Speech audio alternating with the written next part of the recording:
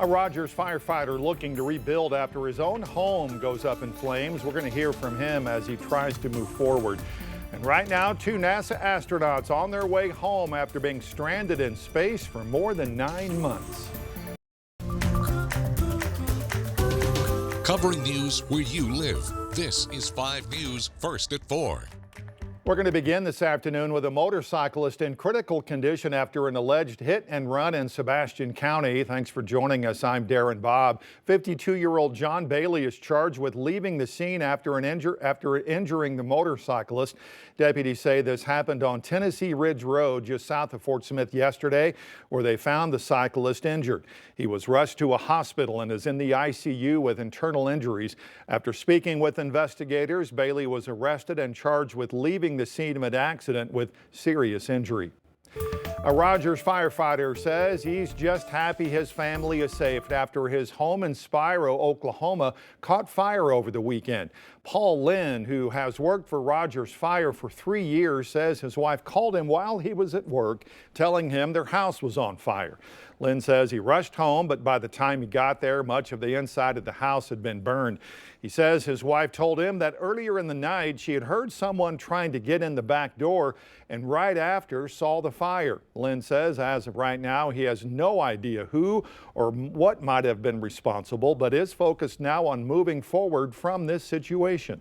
A lot of fires in 12 years, a lot, but when we're done with the job, we leave. I can honestly tell you I have no idea. There's 2 types of people in this world. You can either sit and dwell on it, or you can just find the way to keep going.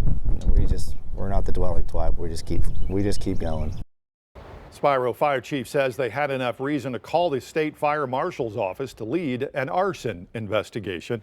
Right now, we're getting new details after a deadly crash in Logan County. Happened Saturday night on Highway 109 near Brushy Mountain Road. 42-year-old Christopher Gerber of Paris died in the crash. According to a report from state police, the car he was driving left the road and hit a tree. He was rushed to the hospital but later died. A fire that slowed traffic during the morning commute today has now been contained. This video from emergency crews responding to the scene near the Elm Springs exit off I-49 this morning. We're told that there were no injuries. No word yet on what caused the fire, but Springdale Fire Department is investigating. Talk about the weather now, where we are checking in with Chief Meteorologist Scott Covert for more on the forecast. But also, this is the last night for a storm spotter class. Yeah, that's exactly right. Here in Sebastian County, it's the last one, at least in the 5 News viewing area, that's going to be held in person. Things get going tonight, 6:30 here at the Sebastian County Emergency Operations Center on Zero Street. Gosh, talk about a really nice day, albeit it has been windy. Current wind gusts around the area look like this. Largely many of us in the 30s. Siloam Springs right now gusting at 37 miles an hour. 23 Fort Smith, 30 in Sallisaw, 33 in both Fayetteville and in Bentonville. The rest of the evening, those winds, well, they're really not going to die down. If anything, they might actually even get a little bit breezier. We could see gusts tonight into the overnight hours up to about 40 miles per hour. Meanwhile, those strong southerly winds keeping us nice and warm out there. We're at 80 in Fort Smith, and I'll tell you, I feel every bit of it. Lots of sunshine out here. In fact, I got to tell you, I forgot to put sunscreen on my bald spot. Boy, I'm going to pay the price for that tonight. 76 currently in Bentonville, 79 there in Ozark and Podo. The rest of this evening in Northwest Arkansas shakes out like this. Breezy but mild. We'll be in the 70s through at least 8 o'clock, dropping into the 60s for a few hours overnight tonight. In the River Valley, this is what we're expecting. 80s for the next few hours, 70s most of the evening. Clouds on the increase. Get this. Big old cold front comes through tomorrow. Temperatures drop. Snow possible. Say it ain't snow. I'm afraid it is. We'll take a look at Futurecast in just a few. All right, Scott, thanks. Israel now launching new airstrikes in Gaza, effectively shattering the ceasefire with Hamas. It's the first major airstrike since the pause in fighting. Rami Inocenio reports now that Israeli Prime Minister Benjamin Netanyahu ordered these strikes, saying Hamas has repeatedly refused the release of the remaining 59 hostages. Israel unleashed dozens of airstrikes up and down the Gaza Strip, breaking the fragile ceasefire, which had barely lasted 2 months, causing hospitals and morgues to overflow once again after more than 17 months of war. As morning came, Gazans sat stunned amid the dead after the terror of the night. Final moments with loved ones lost in silent grief. This father held his dead daughter in one last embrace. We were sleeping, and the airstrike woke us up, said Mohammed. We kept searching for her, and praise to God, we pulled her body from under the rubble. The Israeli government blamed Hamas for a breakdown in negotiations to free hostages and warned more strikes on alleged terror targets are to come. Let me be very clear. Israel will not stop until all of our hostages are back home. In Tel Aviv's hostage square, many wonder what the collapsed ceasefire will mean for dozens of hostages still being held. It puts our hostages in danger. Israel's defense minister warned, quote, the gates of hell will open if Hamas does not release all of their captives. And in response, Hamas is blaming Israel for breaking the original ceasefire agreement from January. Hamas also says this return to war amounts to a death sentence for the remaining hostages. Rami Inocencio, CBS News, Tel Aviv.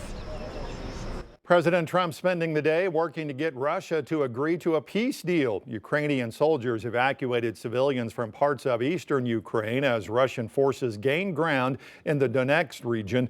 President spent more than 2 hours on the phone today with Russian President Vladimir Putin, pushing him to accept a ceasefire.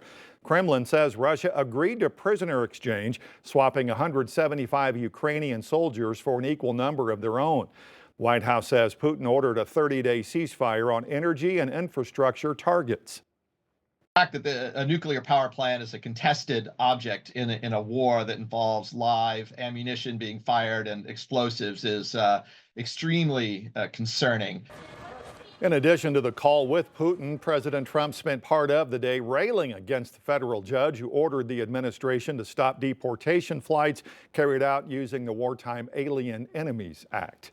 2 astronauts stranded in space are finally headed home. Last night, the pair took off as part of a 4-person crew for a 17-hour flight back to Earth after being on the International Space Station for more than 9 months. Christian Benavidez has the story.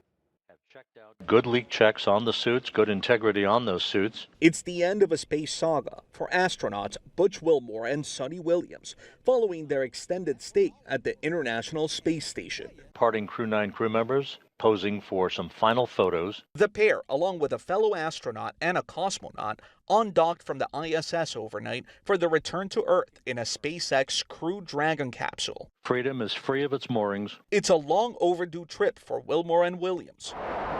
Last June, they blasted off aboard Boeing's Starliner for an 8-day research trip. Lots of cheering here in the room, big hugs. But propulsion issues and gas leaks on the spacecraft compelled their extended stay. It looks probably a little cramped, and it's actually fairly roomy. In all, the duo orbited the Earth more than 4,500 times. Before plunging through the atmosphere, the capsule carrying the astronauts reaches extreme temperatures with its heat shield protecting the crew. Anyone who enjoys roller coaster rides, it's nothing worse than that. Retired British astronaut Tim Peake faced the heat, G-force, and muscle loss after spending time on the space station with the European Space Agency a decade ago. There might be some nausea, some dizziness, some vertigo, and your bones and your muscles are getting used to that loading as you stand up and walk around. Wilmore and Williams will undergo medical evaluations and quarantine as they reintegrate to life on Earth. Thank you so much for paying attention. Thank you for being with us. A long-awaited return after an extra-long space adventure.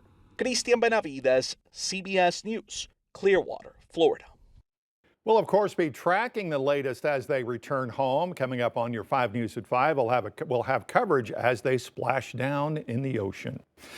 Comedian Whitney Cummings announcing a stop in Fayetteville for her latest comedy tour. She'll be performing at the Walton Arts Center Friday, October 24th as part of her Big Baby Tour. Tickets go on sale later this month. Here's a look at current traffic.